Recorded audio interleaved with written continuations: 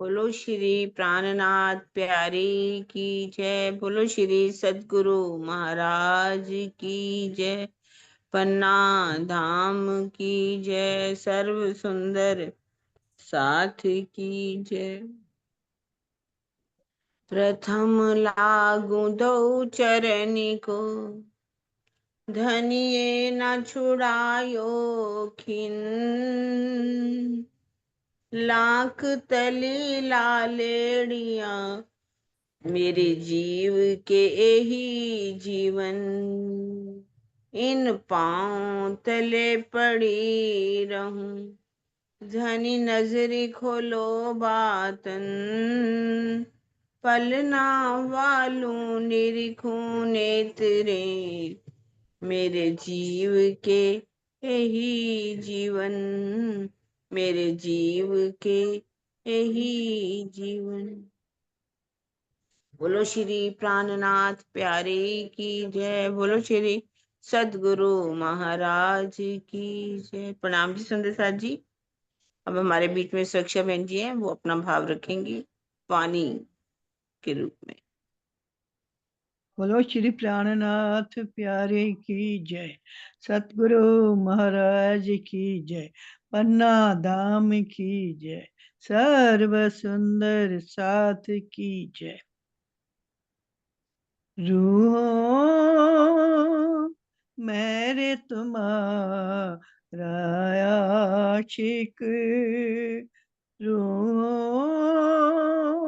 मेरे तुम्हारा आशिक। मैं सुख सदा तुम्हें चाहूं, मैं सुख सदा तुम्हें चाहूं। रूहो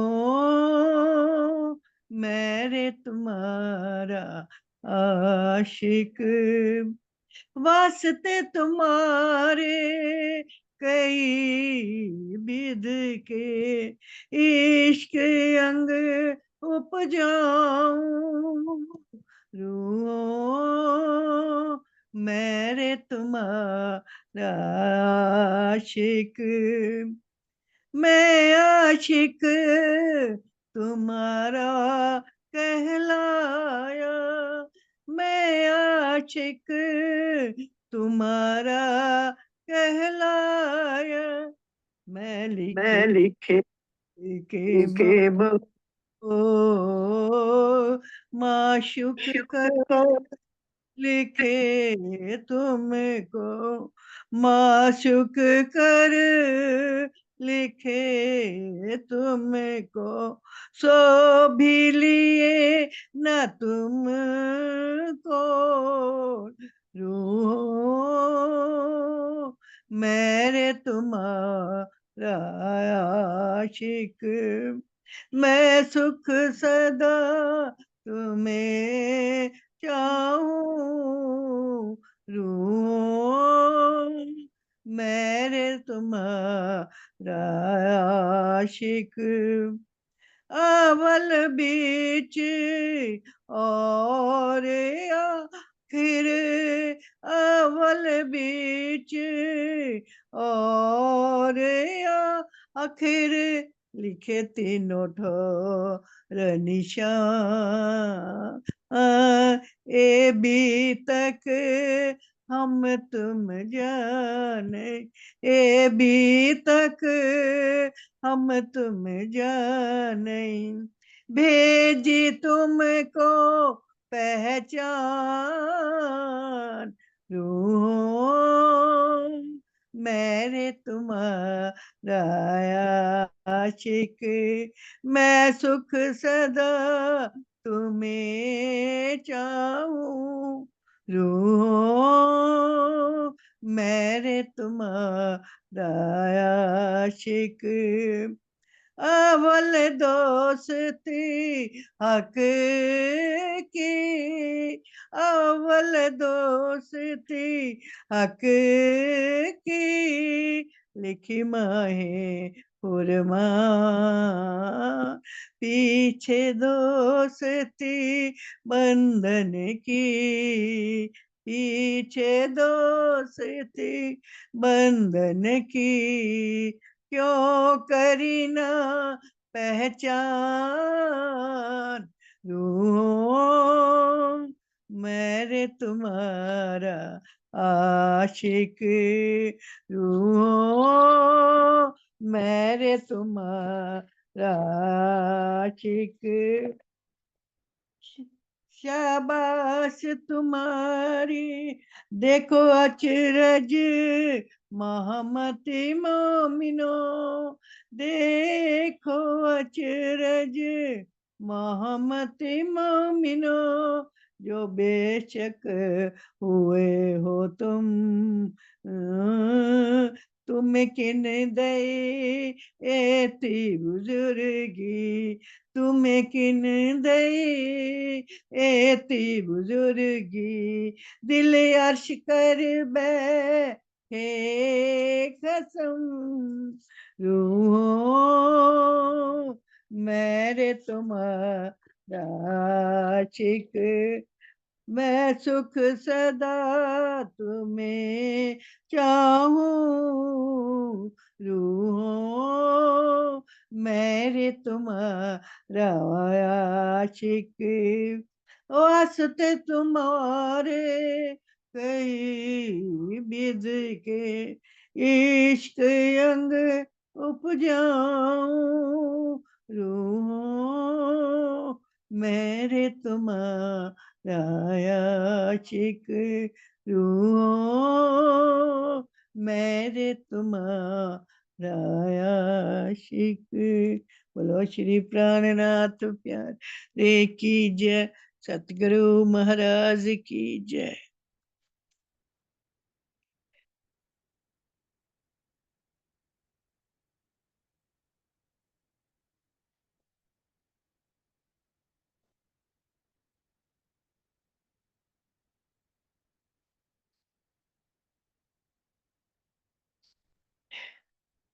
हाँ जी, बहुत सुंदर भाव।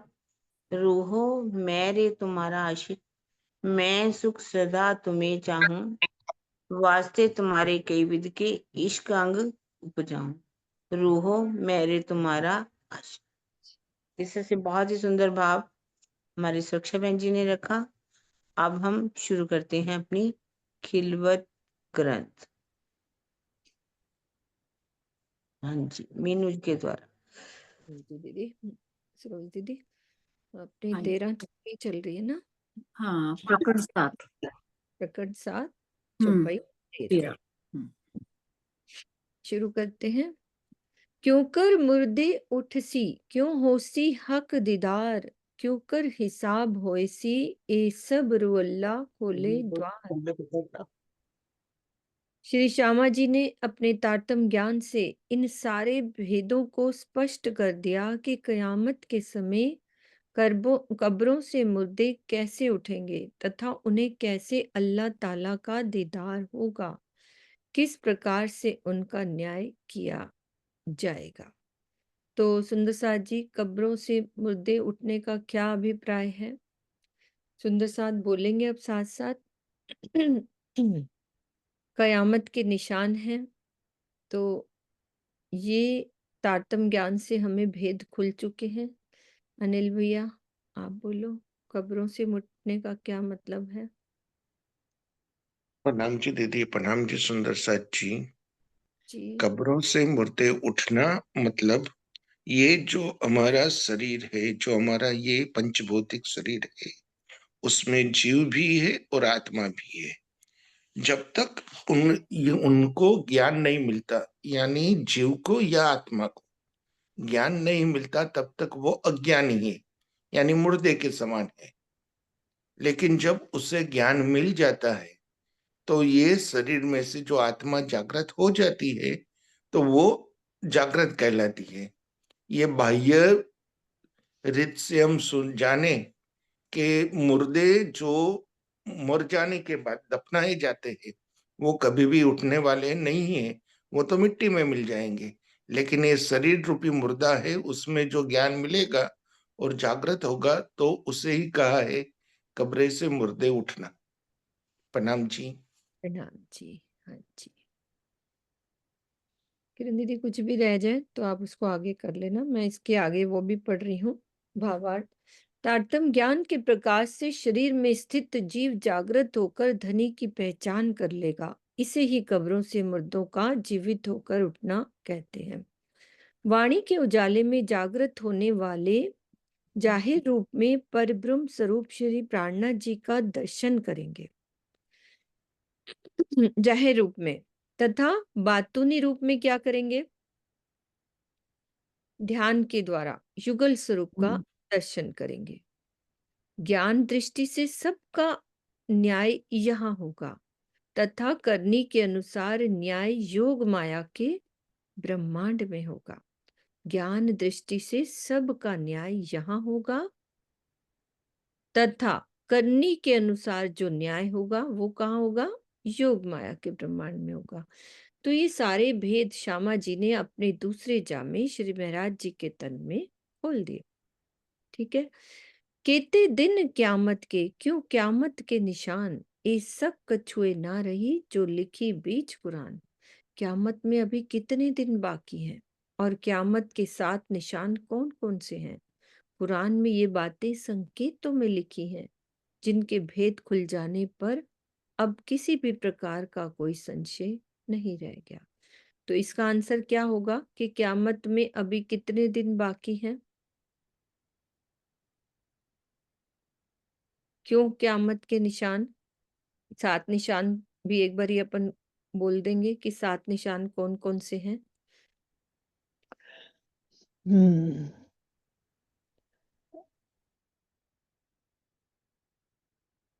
कितने दिन बाकी हैं, इसका क्या आंसर है?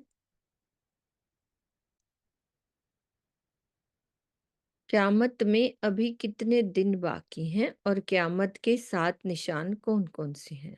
सुंदर सा जी निशान तो बोल दो, दिन वाली बात बाद में करते हैं।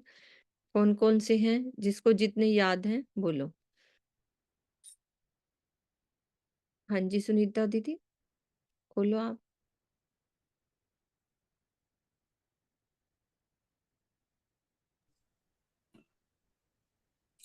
ये तो वाणी में चौपाई आती है ना, क्यामत भाई ये दिन किने ना किया मुकर्रर, ताए पहचानो जिंदई खबर। तो क्यामत के बारे में तो किसी ने भी नहीं कहा है, तो ये तो धनी की इच्छा पे ही है। और जो 7 निशान है, कोशिश करती हूँ पूरे, नहीं हाँ तो वही तो रह जाएगा, फिर अपन मिलके हाँ। करेंगे। एक तो सबसे पहले दांतुल लट जानवर का प्रकट होना, और हम्म मिट्टी की ईंटें गिरना, ये तो उसमें आता भी नहीं है 7 निशानों में। हम्म तो दांतुल जानवर का प्रकट होना, आजूज माजूज का जाहिर होना, और काना दज्जाल का उस पे गधे पे सवार होना, और एक है वो अष्ट धातु की दीवार का वो चाटना, वो कौन सा है, हम्म वो होता है। और एक है जिब्रील असराफील का जाहिर होना, और एक हक इमाम मेहंदी का जाहिर होना। हम्म। एक बारी शीतल दीदी को भी खोल देते हैं। शीतल दीदी कुछ रहा है उसको ठीक करो। 1 मिनट खोलो, आपका को होस्ट है, खोलो।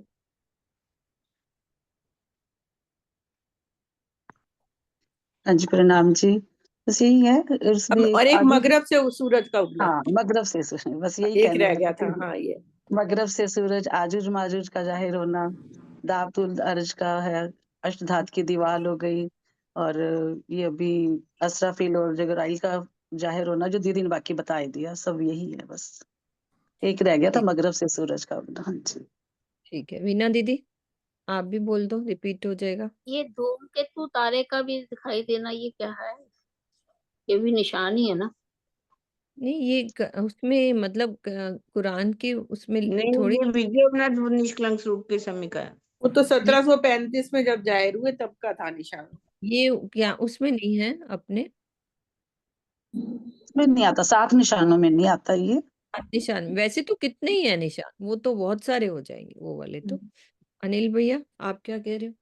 हाँ दीदी, मैंने आपको जो भेजा है 7 निशानों वाला, हम्म वो दिखा दो तो सुंदर साथ को एक और मजा आ जाएगा। ठीक है सुंदर सा जी, मैं खोल देती हूँ। तो आपने भैया कहाँ भेजा है मुझे? 10 एक दिन पहले भेजा था मैंने आपको, अच्छा वो पहले। पिक्चर वाले। पिक्चर वाले। हाँ जी वो मैं खोल, मुझे लगा अभी भेजा है आपने। नहीं हाँ पहले भेजा था आपने मुझे। हाँ वो मैं खोल देती हूँ सुंदर सा जी, अच्छा है वो भी भाव अच्छे थे उसके भी।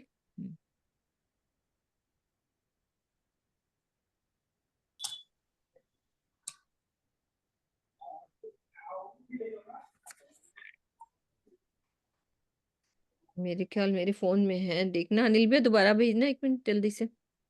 ये रहा मिल गया अनिल भैया, मिल गया है।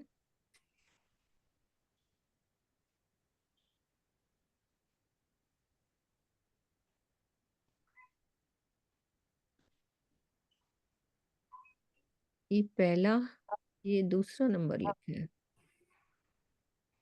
क्यामत जाहिर निशान दूसरा।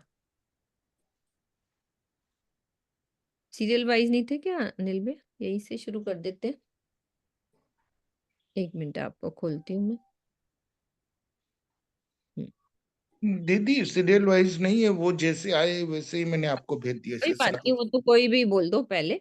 तो क्यामत जाहिर निशान, काना दज्जाल गधे पर सवार।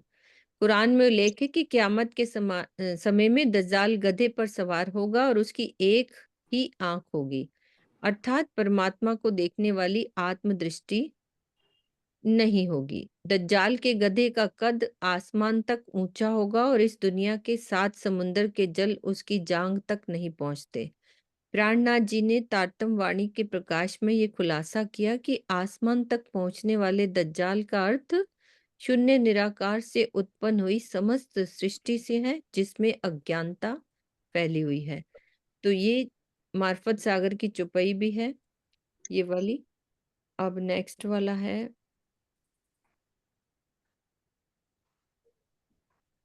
आजूज माजूज, और ये मैं ये भेज दूंगी सुंदर साथ जी। मनुष्य तन ये लिखा है ना, आजूज माजूज, बहुत अच्छे से पिक्चर के द्वारा बने हुए हैं। कुरान में उल्लेख है कि क्यामत के समय नूह पैगंबर के बेटे याफिस की संतान आजूज और माजूज जाहिर होंगे। वे हर दिन अष्टधात की दीवार को चाटते हुए उसे कागज के समान क्षीण कर देंगे। प्राणनाथ जी ने तारतम वाणी के प्रकाश में ये खुलासा किया कि अष्ट धातु की दीवार मनुष्य तन है, जो 5 तत्व और 3 गुण से बनी है, जिसकी आयु को आजूज यानी दिन और माजूज यानी रात चाटकर क्षीण कर देते हैं। तो ये है। और नेक्स्ट है हमारा कयामत जाहिर निशान, ये छठा लिखा हुआ है कि इमाम मेहंदी का प्रकट होना, असराफील का सूर फूकना। कुरान में उल्लेख है कि जब आखिरी पैगंबर इमाम मेहंदी प्रकट होंगे और अपनी उम्मत ब्रह्म सृष्टियों जो परमात्मा से प्रेम संवाद के पश्चात नश्वर ब्रह्मांड में अवतरित हुई हैं, वो परमात्मा की साक्षी देंगे, तब क़यामत जाहिर होगी। असराफील फरिश्ता इमाम मेहंदी के हृदय में विराजमान होकर सूर फूकेगा। सूर फूकने का मतलब वाणी अवतरण होगी। असराफील का सुर फूकना, ठीक ना, ये हो गया। और फिर है ये पूर्व में हकीकी दीन का झंडा, ये भी है सुनीता दीदी, ये वाला भी है। हाँ जी, एक बार पढ़ना दीदी ऐसे ये है पूर्व में हकीकी भाई झंडा मगरब से सूरज, हाँ वही हो मगरब मगरब से से, ना, सूरज का ही हो हाँ, गया ना। और वही वाला। मगरब से, वही है हाँ, ये। तो मक्का से आए हुए वसीयतनामे में उल्लेख है कि वहां से तेजोमय झंडा उठकर हिंदुस्तान में स्थापित कर दिया गया, जिससे आसमान और जिमी समस्त ब्रह्मांड में प्रकाश फैल गया। अर्थात तारतम वाणी के प्रकाश से संपूर्ण ब्रह्मांड में ज्ञान की फजर हो गई, सवेरा हो गया। एक मगरब से सूरज हो गया। अब है ईसा रूह अल्लाह से, कि कुरान में उल्लेख है कि आखिरत के समय में भारतवर्ष में सबके कर्मों का हिसाब होगा और स्वयं परमात्मा प्रकट होंगे। ईसा रूह अल्लाह सदगुरु महाराज परब्रह्म के इलम तारतम वाणी को दुनिया में जाहिर कर सबको परब्रह्म के स्वरूप और उनकी लीला पहचान कराकर संदेह रहित बना देंगे। ये है, और ये है पश्चिम के बिना रोशनी का सूर्योदय। हाँ, पश्चिम में बिना रोशनी का सूर्योदय। तो कुरान में उल्लेख है कि क़यामत के समय में पश्चिम में बिना रोशनी का सूर्योदय होगा। प्राणनाथ जी ने तारतम वाणी के प्रकाश में ये खुलासा किया कि बिना रोशनी के सूरज का तात्पर्य ज्ञान के अभाव से होने वाले अंधकार से है। शरीयत की राह पर चलने वाले वास्तव में बिना रोशनी वाले सूर्योदय का इंतजार कर रहे हैं। तारतम वाणी से प्रकाशित इन गुज भेदों से वो अनजान है। ये हुआ। और फिर है दाबतुल अर्ज जानवर का प्रकट होना। कुरान में लिखा है कि क़यामत समय में दाबतुल अर्ज नाम का जानवर प्रकट होगा, जिसकी छाती शेर की जैसी निर्दयी होगी। ठीक है। पीठ गीदड़ जैसी कमजोर होगी, गर्दन मुर्गे की तरह झुकने वाली, कान हाथी के जैसे, सींग कठोर होंगे, आंखें सुअर के जैसी दोष देखने वाली, और मुख आदमी जैसा होगा। प्राणनाथ जी ने ताटवाणी के प्रकाश में ये खुलासा किया कि दाबतुल अर्ज जानवर वास्तव में प्रकट नहीं होगा। अधर्म के बढ़ जाने से जब मनुष्य की वृत्ति पशुओं जैसी होगी, केवल आकृति मानव जैसी होगी और परमात्मा के प्रति कोई ईमान नहीं होगा, उसे ही दाबतुल अर्ज जानवर कहा जाए। ठीक है, ये हमारे निशान। बाकी किरण दीदी कुछ रह तो नहीं गया? ठीक है ये। हाँ ठीक है, पर वो असराफील का अलग है, इमाम मेहंदी का आना अलग है, और अच्छा ईसा रूहुल्लाह का आना, तीन ये है, जिसमें उन्होंने दो इकट्ठे कर दिए, इमाम मेहंदी का आना और असराफील का जाहिर होना। वैसे वो अच्छा तीनों अलग है, अच्छा। और इन्होंने तारतमानी को प्रकट होने का निशान एक बना दिया। ठीक वैसे है, पूरा आप दोहरा दो एक बारी, सातों निशान अभी अभी आगे ना पूरे हो गए ना? अजूज है, हाँ, पूरे हो गए ना? बाकी आजूज सारे माजूज। निशान ठीक है। बाकी ठीक है। दाबतुल जानवर, अजूज मजूज, काने दजार का गधे पर सवार होना, सूरज का हाँ। मगरिब से उगना, चार हम्म निशान तो वो ही हो गए। एक हम्म, असराफील जब्राइल का आना, ईसा रूह अल्लाह का आना और इमाम मेहंदी का जाहिर होना। आज दिन तक तो हमने यही साथ सुने। ठीक है। ठीक है, आगे है वही। सकना दाबतुल अर्ज की सकना सूर मगरब, बेशक हक कोल मोमिनो रही ना कोई शक अब। दाबतुल अर्ज जानवर के प्रकट होने के संबंध में अब किसी भी प्रकार का कोई संशय नहीं रह गया। इसी प्रकार परमधाम के ज्ञान रूपी सूर्य के पश्चिम में उगने तथा श्री राज्य के द्वारा क्यामत के समय में प्रकट होने के बारे में भी अब किसी भी प्रकार का कोई संशय नहीं रह गया। फिर से रिपीट हो रही है, अच्छे से समझ आ जाएगी कि मनुष्य के अंदर पशुओं की वृत्ति का हो जाना ही दाबतुल अर्ज जानवर का प्रकट होना है। कैसे? शेर हो जाएगी, शेर की छाती जैसे कठोर हृदय वाला होना, और मुर्गे की तरह अकड़ कर रहने वाला होना, पहाड़ी बैल की तरह झगड़ा करने वाला हो जाना, सुअर की तरह बुरी दृष्टि वाला होना, और गीदड़ की पीठ की तरह धर्म मार्ग से दूर रहने वाला होता। सकना आजूज माजूज की आड़ी अष्टधात दीवाल, लिखिया टूटेगी आखिर ए बेशक दुनी के काल।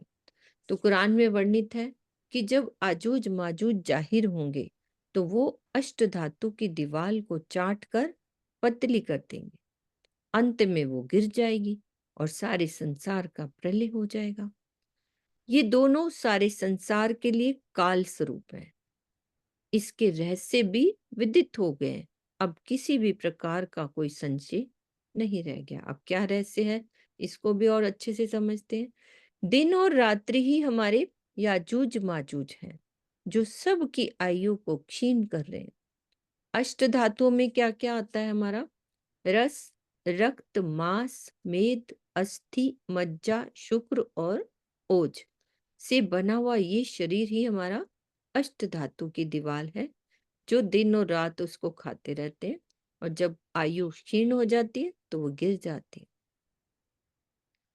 अब क्या कह रहे हैं? रू अल्लाह सब रूहन को पाक कर देवे आकीन, कुफर दज्जाल को तोड़ के बेशक करे एक दिन। श्री श्यामा जी सब सुंदर साथ ब्रह्म मुनियों को तारतम ज्ञान से निर्मल करके एक परब्रह्म के प्रति अटूट विश्वास दिलाएंगी। वे जीवों के मन में फैली हुई बुराइयों को नष्ट करके धनी के प्रति संशय रहित करेंगी और एक धर्म निजानंद मत में स्थित करेंगी। दज्जाल का कुफ्र है माया का अज्ञान रूपी अंधकार, जिसके कारण जीव पाप करने के लिए विवश हो जाता है। तारतम वाणी का रसपान करने से ये अंधकार दूर होगा और जीव संशय रहित होकर एक पर ब्रह्म की शरण में आएंगे।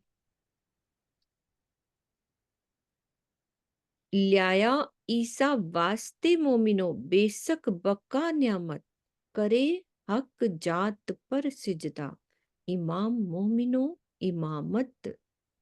परम धाम की ये ब्रह्मवाणी सबके संशयों को नष्ट करने वाली है, जिसे श्यामा जी सब सुंदर साथ के लिए लेकर आई। आखरुल इमाम मोहम्मद मेहंदी सहबुज्जमा श्री प्राणनाथ जी ब्रह्म सृष्टि सुंदर साथ का नेतृत्व करेंगे और सुंदर साथ उन पर प्रेम पूर्वक सिजदा बजाएगा, प्रणाम करेगा। श्री महामती जी के अंदर इंद्रावती पांचों स्वरूपों को विराजमान हुआ देखकर सुंदर साथ ने उन्हें धामधनी का ही स्वरूप माना और उन पर सिजदा किया। तो इस संबंध में ये चौपाई है किरंतन की कि नर नारी बूढ़ा बालक जिन इल्म लिया मेरा बूझ, तिन साहिब कर पूजिया अर्स का एही गुज। कि नर सब लोग भी तक इस चौपाई का अर्थ बोल दो एक सुंदर साथ जी। वैसे तो क्लियर है ना, क्लियर है। तो बीतक साहब प्रकरण 64 चौपाई 90 में क्या है? मोमिन सेवे कर मरद का कथन भी इसी की तरफ है कि बातून रूप में मूल मिलावे में विराजमान श्री राज श्यामा जी तथा सुंदर साथ के परात्म स्वरूप को अपने धाम हृदय में बसाना ही हक जात पर सिद्ध, मतलब बातून रूप में ये मतलब है सिजदा करना कहा जाएगा। हक जात के संबंध में श्रृंगार प्रकरण 23 में ये चौपाई बहुत अधिक महत्वपूर्ण है। और तो कोई है नहीं बिना एक हक जात, जात माही हक वाहिदत, हक हादी गिरो कहलात। इसको क्लियर कर देते हैं कि क्या कहना चाह रहे हैं कि बात मोमिन सेवे कर मरद का कथन भी इसी तरफ है और बातून रूप में मूल मिलावे में विराजमान, मतलब वैसे सिजदा श्री प्राणनाथ जी पर जाना है वो जाहिरी सिजदा हो गया, और बातूनी रूप में जो सिजदा है वो मूल मिलावे में विराजमान श्री राज श्यामा जी और सुंदर साथ के परात्म स्वरूपों को अपने धाम हृदय में बसाना भी हक जात पर सिजदा करना कहा गया है। ठीक है ना। और इसीलिए इसी के संबंध में यही चौपाई है कि हक जात के बारे में कि और तो कोई है नहीं बिना एक हक जात, इस सिजदा वाली बात कर रहे हैं कि और कोई है ही नहीं परम धाम में हक जात के सिवा। जात माए हक वायदत, हक हादी गिरो कहलात। ये क्लियर कर दो, अच्छे से शब्द नहीं आ रहे, नहीं तो खोल लेंगे।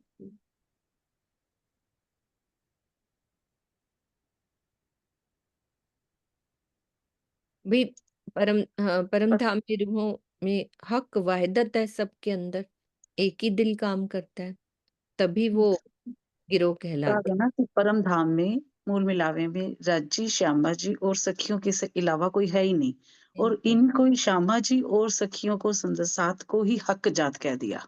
अब हक जात कह दिया, पर हक जात है क्या? हक जात मतलब वाहिदत, वो हक की ही वाहिदत है, क्योंकि सब कुछ सब के अंदर एक ही दिल क्रीड़ा कर रहा है, वो एक ही हक है वहां पे, यानी राज्य ही है।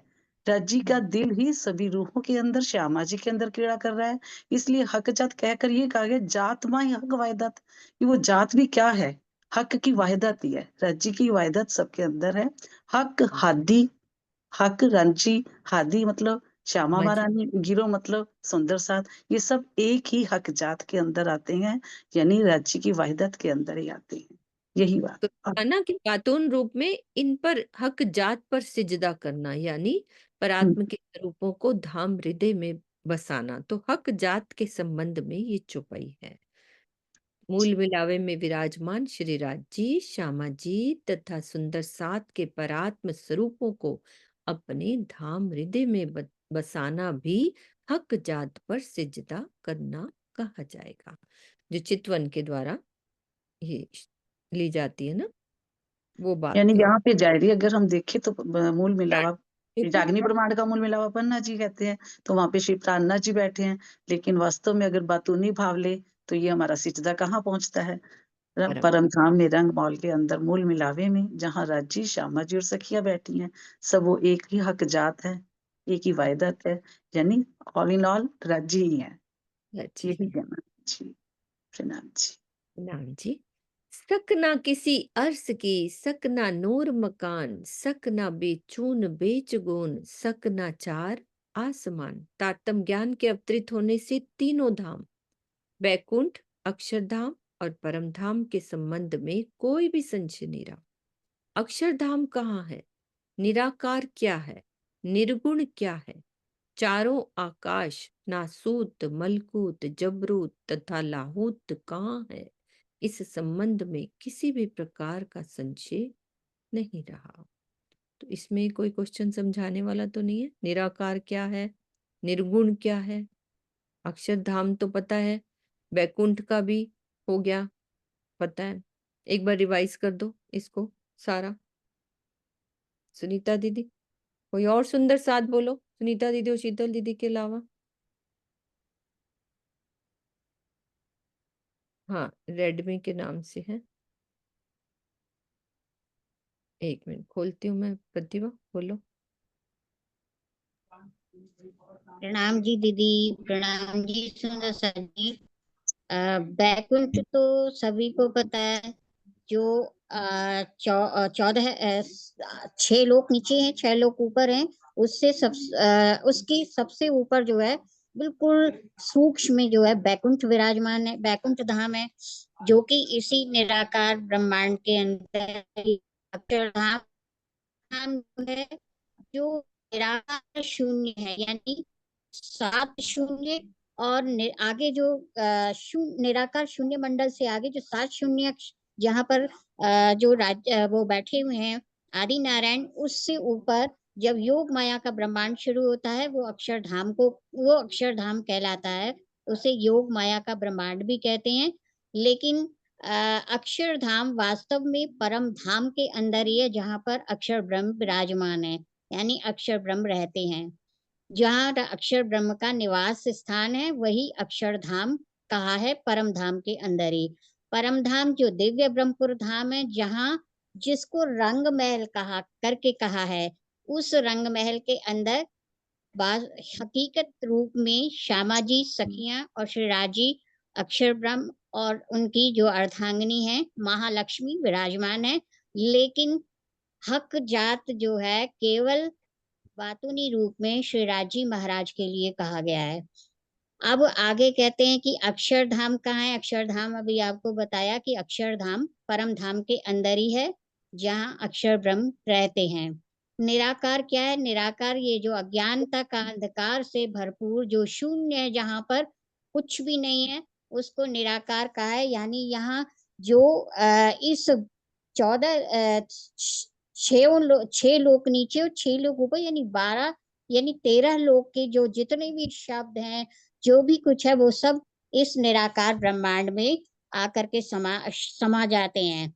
यानी उस निराकार को कहा है। वैसे तो अगर शाब्दिक अर्थ लेते हैं तो उसको कहते हैं कि जहाँ जिसका कोई आकार नहीं है, जहाँ कुछ भी नहीं है, यानी निराकार अज्ञानता का अंधकार, जहाँ बिल्कुल शून्य है, कुछ भी नहीं है, ना हवा है, ना पानी है, ना ही कुछ और रोशनी है, कुछ भी नहीं है, बिल्कुल शून्य है, उसे निराकार कहा, जो इसका शाब्दिक अर्थ है। निर्गुण यानी जहाँ पर निर्गुण क्या है? निर्गुण जहाँ पर जहाँ गुणों के साकार और निराकार, इनको निर्गुण करके कहा है, यानी जहाँ पर गुण भी नहीं है उसी को निर्गुण भी कहा है, निराकार भी कहा है, यानी जहाँ पर न गुण है, न तत्व है, ना ही कोई हवा है, न पानी है, न जो है रोशनी है, कुछ नहीं है, तो इसी को ही निराकार और निर्गुण भी कहा है। चारों मास और जो ये आगे कहा है इन्होंने, नासूत, मलकूत, जबरूत, लाहूत, ये जो है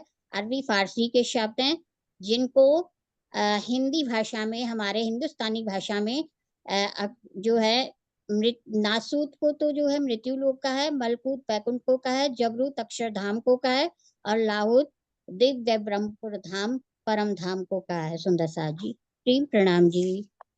प्रणाम जी, प्रणाम जी। हाँ जी किरण दीदी, क्लियर है? निर्गुण वही निराकार, निर्गुण, ये सब नींद, ये नाम सारे नींद के वही एक ही है ना दीदी?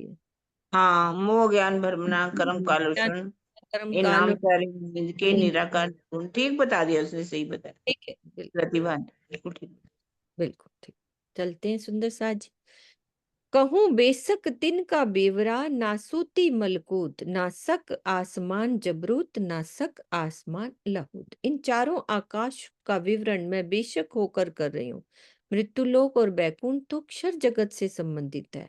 इनके परे अक्षरधाम तथा परम धाम है, जिनके संबंध में अभी तो किसी भी प्रकार का कोई संशय नहीं है। संबंध में शक नाही शरीयत में, न शक रही तरीकत, शक नाही हकीकत में, शक ना हक मार्फत।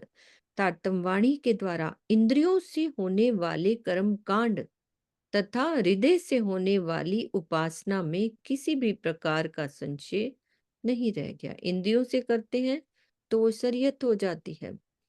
जहां तक कि अब ज्ञान हकीकत और बाकी जो है हृदय से यदि बंदगी करते हैं तो वो तरीकत, और फिर बाकी रहेगी हकीकत और मार्फत। यानी कि अब ज्ञान और मार्फत में भी शक नहीं, गुंजाइश नहीं रह गई। हकीकत यानी इसको कैसे समझाएंगे? हकीकत और मार्फत, ज्ञान यानी हकीकत, विज्ञान यानी मार्फत में कोई भी शक नहीं रह गया। हकीकत की बंदगी बहुत आगे से वो अच्छे से समझाया है। हकीकत की बंदगी किसको कहते हैं? बताएं दीदी। हाँ हाँ बोलो ना। हाँ जी, हकीकत की बंदगी जैसे हम पहले तो इंद्रियों द्वारा सेवा पूजा करना, जो हम एक सेवा पूजा करते हैं, ये हमारी इंद्रियों की बंदगी है, कर्म कांड की बंदगी है, इसको शरीयत की बंदगी कहते हैं। और तरीकत की बंदगी, कि जब हम उसको ध्यान, मतलब जैसे हम कहते हैं ना, राज्य के बारे में सोचना शुरू करते हैं, उस तरफ लगना शुरू करते हैं, दिल से कोई उपासना शुरू कर देते हैं, तो वो है हृदय से करने वाली उपासना, वो बंदगी हो गई। इसको तरीकत की बंदगी। हकीकत की बंदगी, जब हम ज्ञान द्वारा ये जान जाते हैं कि हमारा राज्य से क्या संबंध है, हम क्या हैं, कहाँ से आए हैं, कहाँ जाना है, तो हम उसके लिए उस ध्यान में लग जाते हैं। उसकी तरफ जब हम शुरू हो जाते हैं, चितवन करना शुरू कर देते हैं, वो होती है हकीकत की बंदगी। और मार्फत की बंदगी, जब मैं खत्म होकर तू ही तू रह जाता है, वो मार्फत की बंदगी है। जब हम उस आनंद में, उस जैसे कहते हैं कि जब हम ध्यान में बैठते हैं, चितवन में बैठते हैं, तो राज्य की शोभा श्रृंगार जब हमारे मन में बसने लग जाती है, तो हमें जो आनंद आता है, वो आनंद है हकीकत। लेकिन जब उस आनंद में हम विलास करते हैं, खुद को भूल जाते हैं, अपना अस्तित्व भूल जाए, वो होती है मार्फत की बंदगी। हाँ जी, प्रणाम जी। शक ना जुदी जुदी कयामत, शक ना ही वाहिदत, बेशक जुदी जुदी पैदास ए जो कादर की कुदरत। तारतम वाणी से दोनों प्रकार के कयामत, काल माया में ज्ञान की कायमी और योग माया में अखंड भजतों की लीला के विषय में कोई भी संशय नहीं रहा। परमधाम की एक दिली के संबंध में भी बेशकी हो गई तथा अक्षर ब्रह्म की योग माया के द्वारा बने हुए इस सपने के ब्रह्मांड में तीनों सृष्टि कहाँ से आई, इस संबंध में भी कोई संशय नहीं रह गया। रिपीट करते, दोनों प्रकार की कयामत कैसी, एक तो काल माया में ज्ञान की कायमी की वाणी आ गई तो ज्ञान की कायमी, और जो बाकी योग माया में अखंड भविष्यों में जब लीला होगी, अखंड विश्ते कायम होंगी, तो ये दूसरी कायमी, इसके बारे में कोई संशय नहीं रहा। परम धाम की एक दिली के संबंध में भी सबको समझ में आ गया कहाँ की बात हो रही है, और अक्षर ब्रह्म की योग माया के द्वारा बने हुए इस सपने के ब्रह्मांड में तीनों सृष्टि कहाँ से आई। ये वाला क्लियर कर दो एक क्वेश्चन, ये वाली बात कैसे हम इसको क्लियर करेंगे कि अक्षर ब्रह्म की योग माया के द्वारा बने हुए इस भी कैसे खेल बना, ये वाला अव्याकृत के मन के स्वरूप, ये वाला और बोल दो तो और बात क्लियर हो जाएगी। ठीक है, कौन सुंदर साथ बोलेंगे? सुषमा दीदी बोलेंगे, ना क्योंकि राजा कह रहे हैं कि संशय नहीं रह गया तो हम बोल लेंगे तो ठीक हो जाएगा। बोलना नहीं आ पा रहा, तो बाकी तो कोई बात आता नहीं, है, कहीं तो पे संशय नहीं आते, आप बोल दो इजी वर्ड में, कोई दिक्कत। ऊपर का तो पूरा नहीं बता पाऊंगी। तीनों सृष्टि कहाँ से आई है ये बता रही थी। हाँ, ब्रह्म सृष्टि तो परमधाम से आई है, और ईश्वरी सृष्टि अक्षर ब्रह्म ने जो धारण की थी वो आई है, और जीव सृष्टि तो अव्याकृत जो ब्रह्म से जो उनके आई है, एक शब्द भूल जाए, वहां से उत्पन्न हुई है उनके द्वारा जीव आदि जीव आदि सब। आदि नारायण के एको ओम बहुश्याम, और श्याम, हाँ जी, वहां से जीव सब उत्पन्न हुए। है बीच ना। में शब्द अटक जाते हैं, फिर भूल जाते कोई हैं। नहीं, अपन मिलके पूरा करेंगे ना, देख फिर क्या हो गया। और मेरे को भी कहाँ आते हैं, अपन मिलके ही करते हैं। और बाकी ये भी बता दो दीदी कि अक्षर ब्रह्म की योग माया अब खेल कैसे बना, है ना, कैसे हुआ अक्षर ब्रह्म के मन का स्वरूप वो तो संकल्प किया अक्षर ब्रह्म ने, संकल्प से अव्याकृत। अव्याकृत ब्रह्म में आया। अव्याकृत का मन का स्वरूप के आदि नारायण से आए, आदि नारायण से फिर सुमंगला शक्ति, ये पूरा थोड़ा बहुत भूल जाते, उससे सब जीव उत्पन्न हुए, खेल बना उससे। और कोई बोलना चाहते हैं तो बोल लो, नहीं तो फिर हमारे बीच में है सुनीता दीदी और शीतल दीदी, रिपीट कर देंगे। एक सेकेंड, सुषमा बोलेंगी। हाँ सुषमा, रिपीट कर दो, ये खेल कैसे बना। अनम्यूट करो बेटा पहले।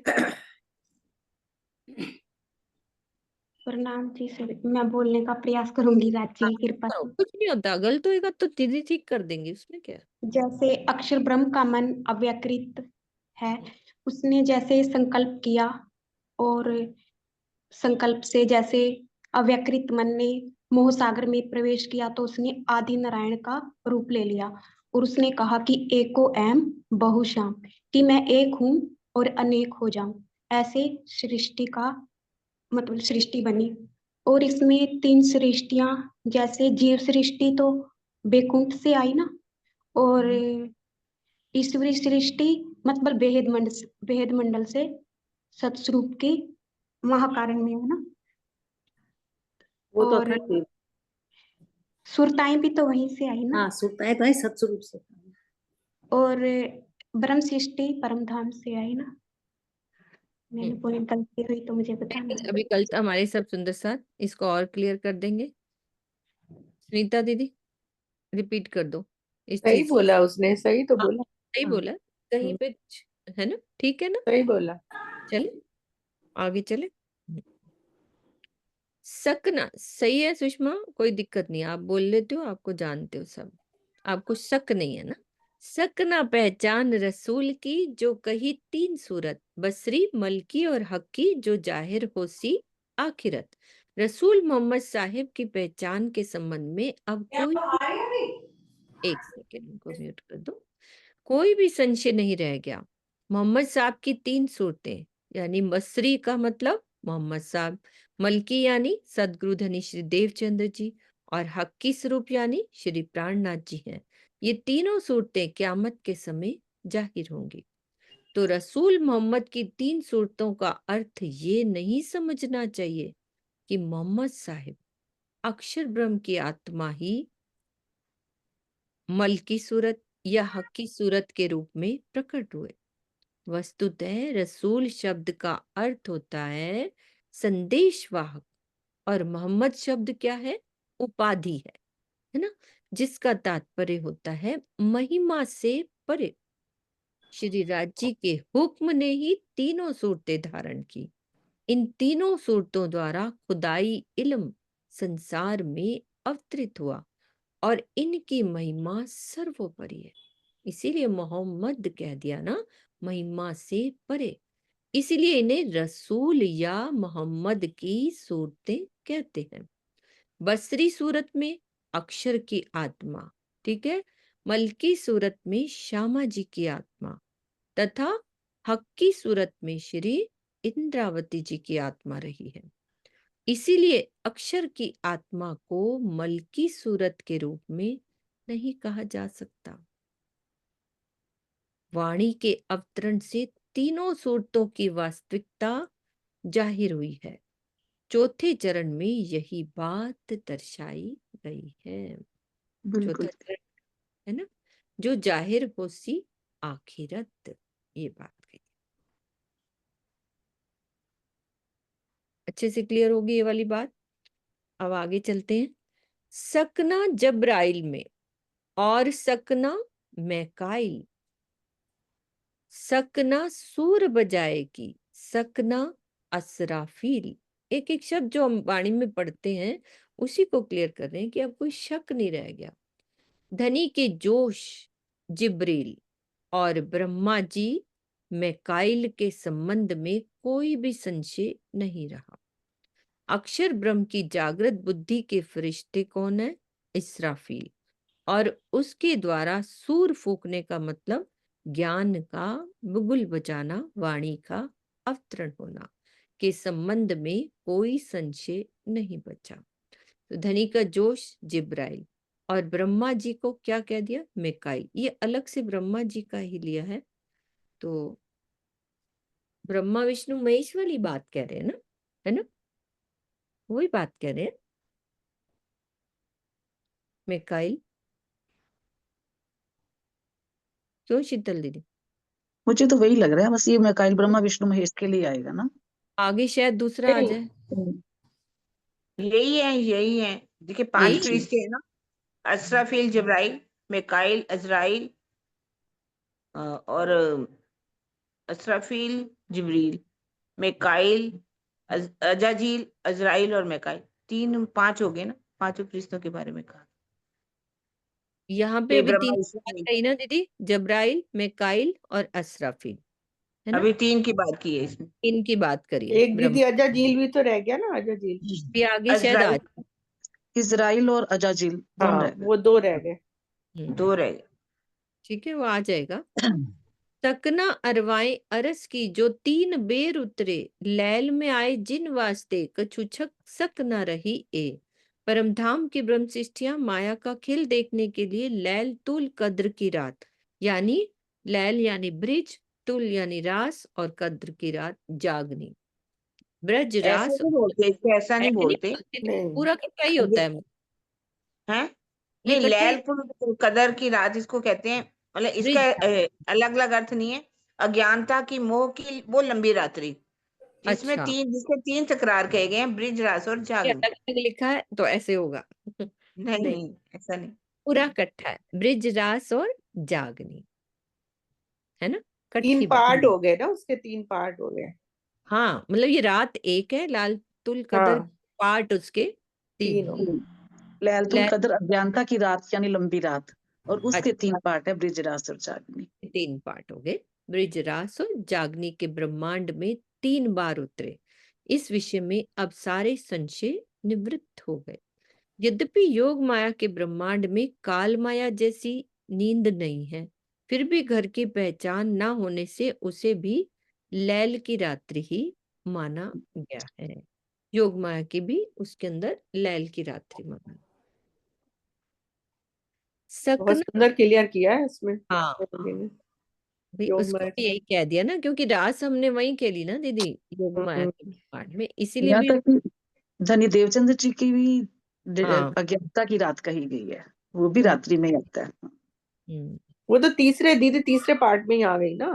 हाँ, नहीं क्या मतलब कहना करेंगे? था कि अज्ञानता की जो रात बताई गई है ना, वो हम्म धनी देवचंद्र जी की लीला भी अज्ञानता की रात्रि में ही आती है। उसके हम्म बाद ये आता है जब श्री प्राणनाथ जी के फजर। मतलब जब फजर होती है, वो फजर है। जब 1722 में फजर होती है और सूरज उदय कब होता है, जब ये पन्ना जी में जाकर चारों किताबें उतरती हैं, ये वो है। 11वीं सदी ईसा, 12वीं सदी फजर तमाम। हाँ, वही वाली बात होगी ना। 10वीं ईसा, 11वीं फजर। पूरी वो चौपाई बोलो, अपन ने करी थी ना ऐसी। 10वीं ईसा, 11वीं इमाम, 12वीं सदी हाँ, फजर, फजर पर। एलिसा सिपारे आम, 30वां सिपारा जाको नाम। हाँ, ये वाली चौपाई थी। 11वीं सदी इमाम के लिए आ जाएगी ना, इमाम मेहदी श्री प्राणनाथ जी के लिए। हम्म। सकना आए खेल देखने, ये जो रूहें आईया बिछड़ कर मेला नासूत में बेशक ले नसीहत आए अरस चढ़। ये तो निश्चित है कि ब्रह्म सृष्टियां परम धाम से अलग होकर इस संसार में माया का खेल देखने के लिए आई हुई है। तारतम वाणी के सिखापन से वो संशय रहित हो जाएंगी और इस संसार में श्री जी के चरणों में आकर परम धाम का दर्शन कर लेंगी।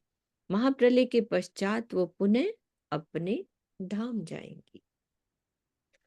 मोहम्मद ईसा अर्श में पहुंचे हक हजूर कर अरस सब मेराज में बेशक करी मजकूर।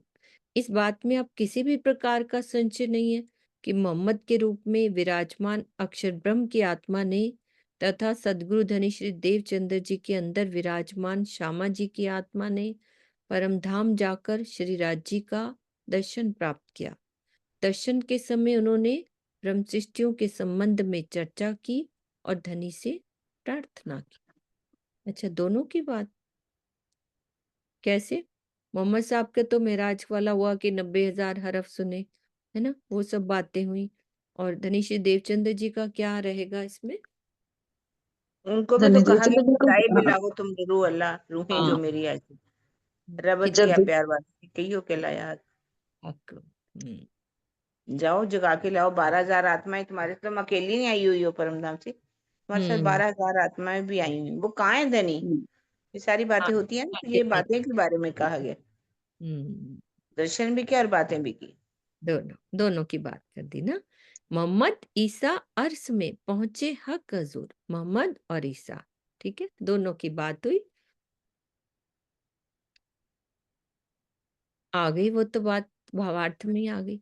तीनों सूरतों के द्वारा होने वाले दीदार में सूक्ष्म भेद है। मोहम्मद की आत्मा ने परम धाम में अपनी आत्मिक दृष्टि से अक्षरातीत का दीदार किया और 90,000 हरुफ बातें की। श्यामा जी को 3 बार दीदार हुआ, 3 बेर दिए दर्शन, ये उनका मेराज हुआ। अब श्यामा जी को 3 बार दीदार हुआ। कैसे? इसी तथ्य की ओर है। पहली बार कब हुआ? बारात के पीछे पीछे चलने पर, ठीक है। दूसरी बार ध्यान में अखंड वृज बिहारी के रूप में, और तीसरी बार बाह्य आंखों से ही अपने प्रीतम का दीदार किया और जाहिरी कानों से उनकी आवाज भी सुनी। जब धामधनी दिल में विराजमान हो गए तो उनको पल पल परम धाम नजर आने लगा और वहां का वर्णन करने लगे। तो तीसरी बार कब हुआ था? जब भागवत सुन रहे थे तो खुली आंखों से उनको दर्शन हुए और उसी इन्हीं कानों से उन्होंने आवाज भी सुनी। यही बात है ना दीदी, है ना। अब श्री महामती जी ने हफ्से में युगल स्वरूप, ये हो गई देवचंद्र जी की बात, ठीक है, श्यामा जी की। अब श्री महामती जी ने हफ्से में युगल स्वरूप का दीदार किया और धामधनी के हृदय में विराजमान हो जाने पर उन्हें भी पल पल परम धाम नजर आने लगा। मार्फत के जो शब्द मोहम्मद साहब की जुबान पर नहीं चढ़ सके, उनका वर्णन भी श्री महामती जी के तन से श्रृंगार ग्रंथ में हुआ। इस प्रकार संपूर्ण परम धाम तथा युगल स्वरूप की शोभा श्रृंगार का वर्णन परिक्रमा और सागर ग्रंथ में हुआ। तो ये पूरा वर्णन इस तरह से। एक चौपाई और ले लेते हैं सुंदर साथ जी। मोहम्मद इसे किए जवाब, तिन में रही न सक, सक नाही पड़ उत्तर में, जो हके दिए बुजरक। अक्षर ब्रह्म की आत्मा तथा श्यामा जी ने उस सर्वोपरि अक्षरातीत से जो कुछ कहा और धामधनी ने जो कुछ भी प्रत्युत्तर दिया, उसके विषय में अब किसी भी प्रकार का संशय नहीं रहा। तो मोहम्मद साहब की जो जो बातें हुई क्या थी वो, अभी दीदी ने वो वाली बातें तो बताई, श्यामा जी ने जो बातें करी, मोहम्मद साहब ने क्या बातें करी थी वो थोड़ा सा बोल दो कि क्या बातें हुई और क्या प्रत्युत्तर हुआ उनका राज्य का।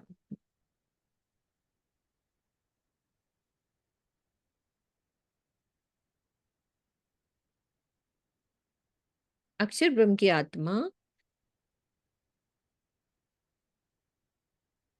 जब मेराज की रात्रि में, हाँ जी, एक बारी मम्मी बोल रही हैं, उनका सुन लेते हैं, नहीं तो फिर किरण दीदी बोलेंगे। हाँ जी मम्मी। मैं पूछ रही हूँ तीसरी बार दर्शन कहाँ हुए थे? वहां पे जब भागवत सुन रहे थे ना, श्याम जी के अच्छा, मंदिर में। राम जी के मंदिर में, हाँ, जब उनको अच्छा, है ना हाँ, फीवर होने के बाद जब वो चले गए थे, अच्छा, ठीक है है, ना, ठीक है, आ गई समझ, याद आ गया। याद आ गई। हाँ जी। हम्म, ठीक है, अब इसका जवाब दो। हाँ जी, बोलो। हाँ जी बोलो बोलो। जब मोहम्मद साहब बैठे थे ध्यान में, तो जब्राइल फरिश्ता उनको लेकर जाता है, अपने कंधों पर बिठाकर, कह लो अपने परों पर बिठाकर, वो सत स्वरूप तक वहां छोड़ देते हैं। उसके बाद असराफील फरिश्ता यमुना जी तक लेके जाते हैं। फिर रज्जी इश्क का तखत भेजते हैं, जिसको रफ रफ का तखत कहा जाता है। फिर मोहम्मद साहब वही परम धाम के दर्शन करते हुए और रंग मॉल में पहुंचते हैं। रंग मॉल मूल मिलावा में पहुंचते हैं, तो वहां पर रज्जी, श्यामा जी और सब सखियां होती हैं।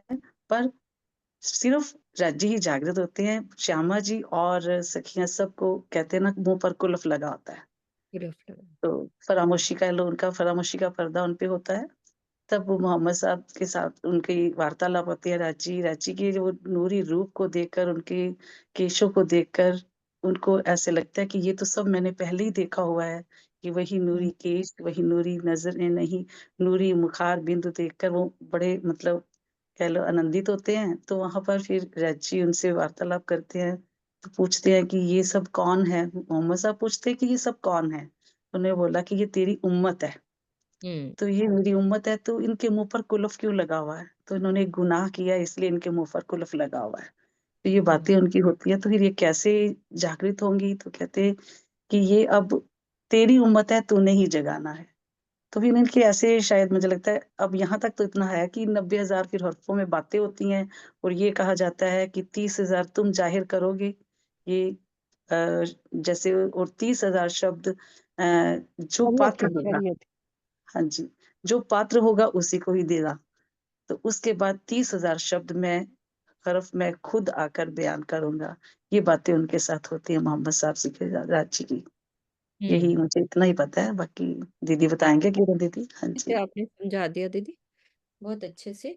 रास्ते में इन्होंने जमुना जी देखी है ना, हाँ, वो वो सब सब तो, वो तो बात बहुत हाँ डिटेल है, ऐसे तो डिटेल है। बहुत सारी बातें। होज कोसर, इतना होज कोसर का वर्णन करते हैं पूरा, यमुना जी का देख के वो उनको सब वो याद आ जाता है कि ये सब मैं तो देख चुका हूँ, कि मैं वहीं पहुंच गया जहां मैं, जो मैंने नूरी जमीन, नूरी धरती, जो नूर मैंने देखा, ये वही नूर में आकर वो अपने आप को एकदम बड़े वो हो जाते हैं।